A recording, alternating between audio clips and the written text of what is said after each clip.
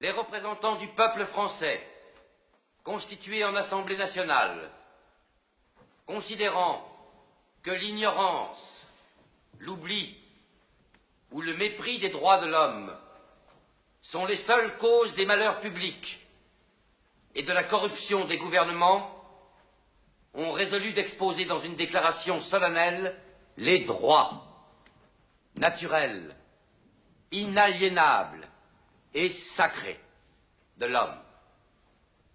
Je vous demande de vous lever, messieurs.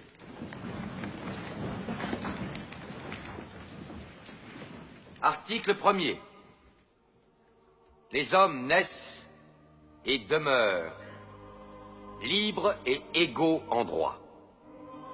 Les distinctions sociales ne peuvent être fondées que sur l'utilité commune.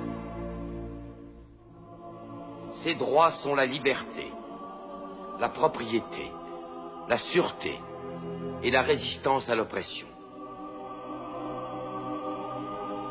Le principe de toute souveraineté réside essentiellement dans la nation. La loi n'a le droit de défendre que les activités nuisibles à la société. Tout ce qui n'est pas défendu par la loi ne peut être empêché. La loi est l'expression de la volonté générale.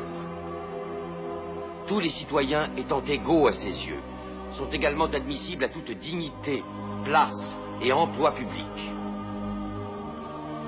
Nul homme ne peut être accusé, arrêté, ni détenu que dans les cas déterminés par la loi. Tout homme est présumé innocent jusqu'à ce qu'il ait été déclaré coupable. Nul ne doit être inquiété pour ses opinions, même religieuses. La libre communication des pensées et des opinions est un des droits les plus précieux de l'homme. Tout citoyen peut donc parler, écrire, imprimer librement, sauf à répondre de l'abus de cette liberté dans les cas déterminés par la loi. La garantie des droits de l'homme et du citoyen nécessite une force publique. Cette force est donc constituée pour l'avantage de tous. La propriété étant un droit inviolable et sacré, nul ne peut en être privé, si ce n'est lorsque la nécessité publique, légalement constatée, l'exige évidemment.